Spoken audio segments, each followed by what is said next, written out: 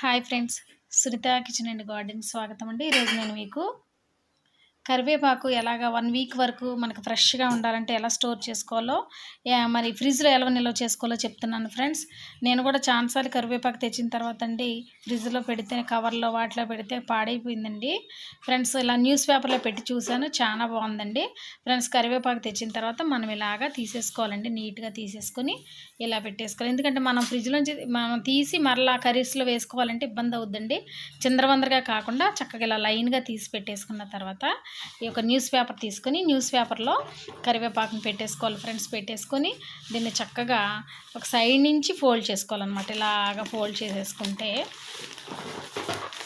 చేసేసుకొని చివర్లు ఉంటాయి కదా ఫ్రెండ్స్, ఈ చివర్లు ఇలా ఫోల్డ్ చేసేసుకొని లోపల పెట్టేసుకొని ఇటు సైడ్ కూడా అలాగా క్లోజ్ చేసేసుకోవాలన్నమాట. కనపడకుండా క్లోజ్ చేసేసుకున్న తర్వాత ఫ్రిడ్జ్లో పెట్టుకుంటే ఈ